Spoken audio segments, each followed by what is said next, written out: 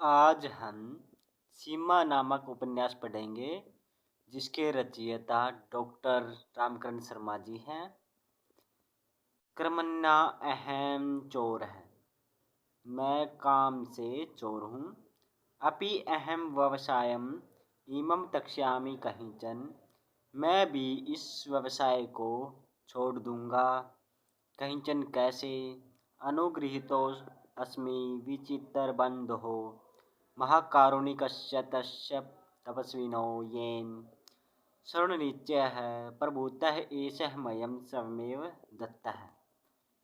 महाकारुणिकस्य विचित्रबन्धो, जो महान दयालु विचित्र भाई है। अनुगृहीतो अस्मि, मैं उसका अनुग्रही हो गया हूँ। तस्य तपस्विनो येन, जिस तपस्वी ने शरणनिश्चय प्रभूतः है, यह जो स्वर्ण भंडार है, स्वयमेव मह्यं दत्ता है, जिसने स्वयं ही मुझे दे दिया है। किम अधुना कुर्याम, अब मैं क्या करूं? कुत्र यायाम, कहाँ जाऊं? कथम वा कुत्र वा गोपयेयं स्वर्ण राशिम इमं, कि इस स्वर्ण राशि को मैं कहाँ कैसे छिपाऊं? अथवा गत्वा राजकुलं स्वयमेव समर्पयामि सर्वम इदं स्वर्ण राज्ये, या मैं राजकुल में जाकर स्वयं ही राजा को सारा स्वर्ण दे दूं। प्राप्नोमि च पुरस्कारम आजीविकाम च, और मैं पुरस्कार के रूप में आजीविका प्राप्त करूं।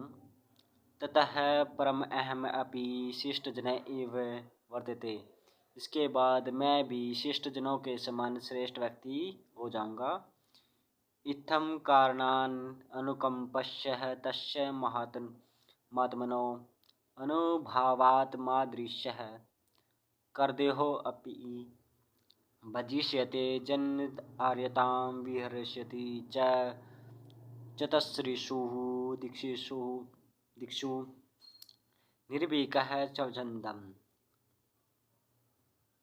इत्थम करना अनुकंपस्य, इस कारण जो दयाल अनुकंपा की है या जो दया की है, तस्य महात्मनो अनुभवात, उस महान अनुभवी के द्वारा, माम दृश्य, मुझ जैसे, कर्तव्योपि, दुष्ट व्यक्ति की भी जो उसने दया की है, जो महान अनुभव ने जो दया की है, जनः आर्यतां विरहस्यति च चतुस्रीषु दिक्षु निर्भीकः स्वच्छन्दम्, मैं भी श्रेष्ठ व्यक्तियों की तरह चारों दिशाओं में निर्डर होकर अपनी इच्छा अनुसार घूमूंगा। अपि इदं संभवति, क्या यह भी संभव है? पश्यामि तावद्, मैं देखता हूँ। इते एयं विचारन्, ऐसा विचार करके, कश्चित् चोरः परस्थे निशीथः एव राजकुलाय, वह चोर रात को राजकुल के लिए निकलता है। सत्य अपि दुर्वहे सुवर्णभरे, स उत्कंठं स उद्वेगं प्रत्युषः एव राजकुलम आवाप, जो स्वर्ण भार है वो काफ़ी, स्वर्ण का जो वजन है वो काफ़ी ज़्यादा है। स उत्कंठम, उत्कंठा के साथ, स उद्वेगम, उद्वेग के साथ, प्रत्युष एव राजकुलम वाप, वह चोर राजकुल की ओर प्रस्थान करता है।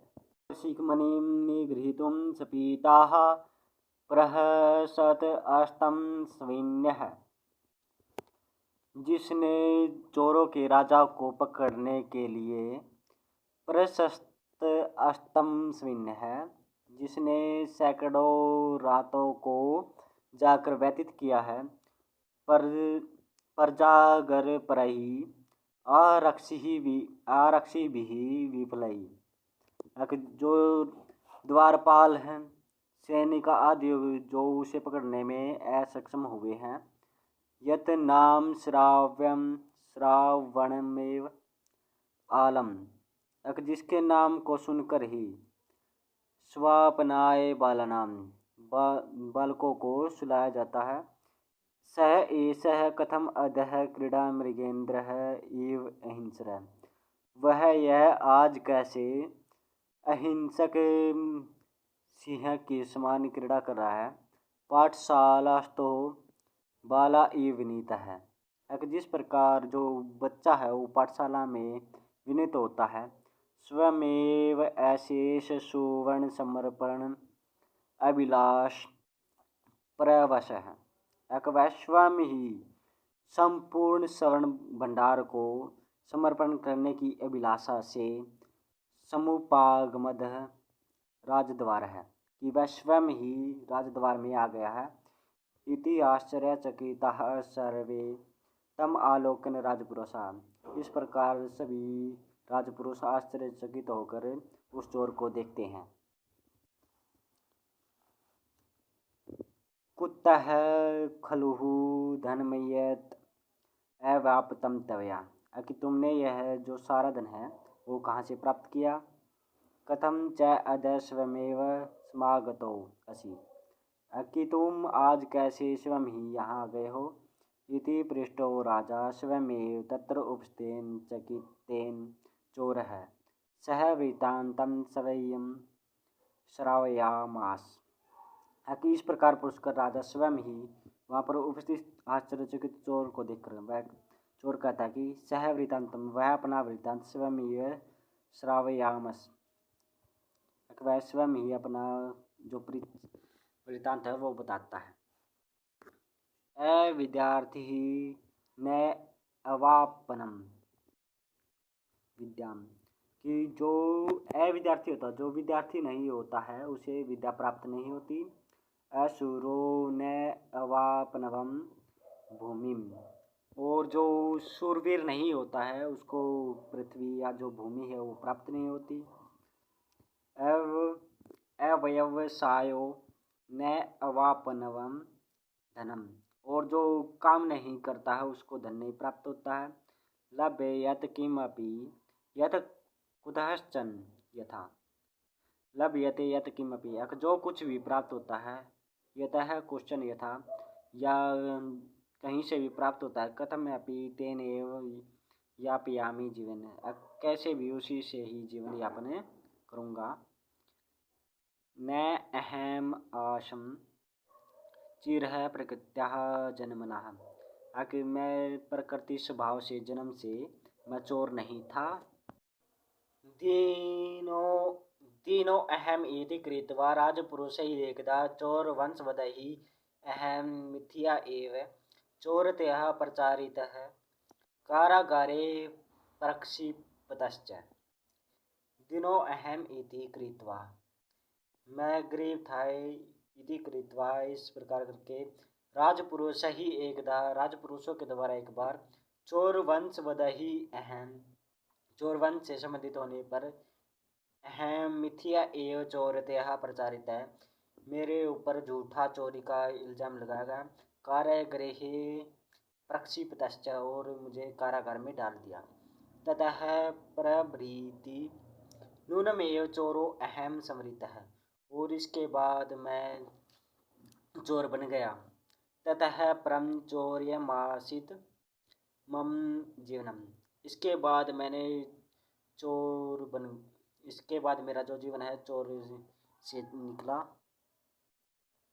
अकृतं चौर्य कृत भूरि भोजनो अपि भवम बुभुक्षिपतः। चोरी करके, जो कुछ भी मैंने चोरी करके कमाया उससे भोजन अपि भवम, भोजन करने लगता तो बुभुक्षितः, भूखा रह जाता। कृत भूरि पानो अपि पिपासिते, और पानी पीने लगता तो पिपासिता, प्यासा रह जाता।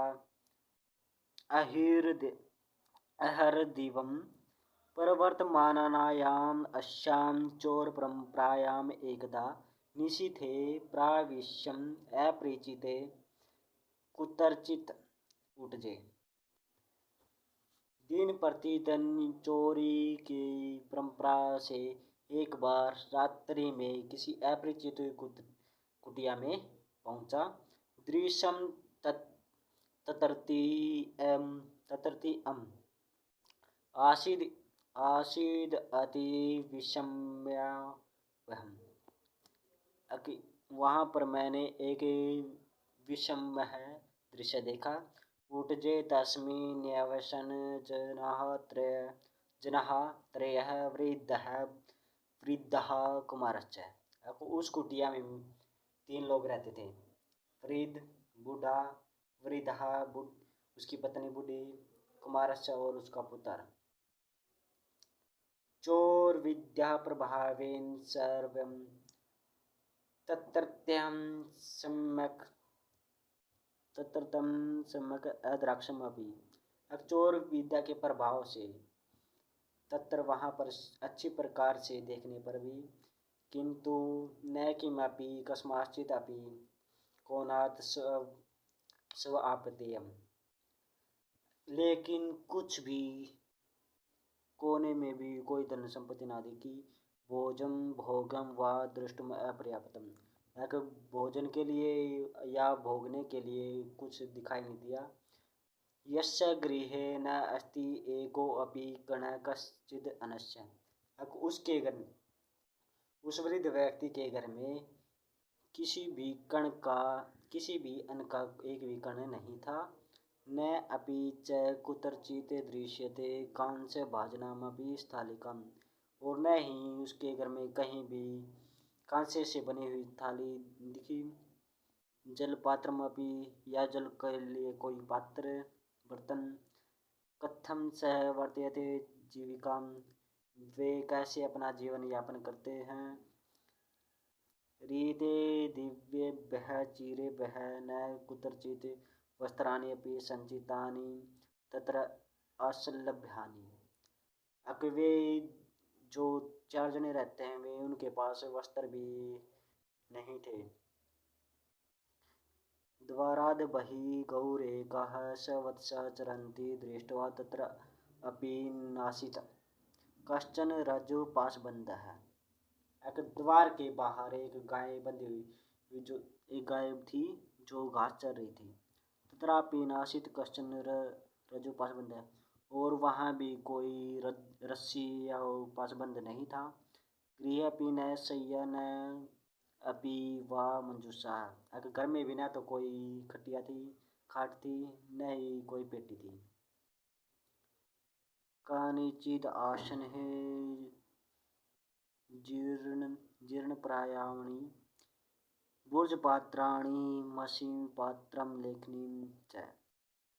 और वहाँ पर नहीं तो आसन था, जीर्णप्रायाणि भोजपत्राणि, वहाँ पर भोजपत्राणि मषीपात्रम साई की दवात और लेखनी थी। तो आज हम ये इतना ही पढ़ेंगे।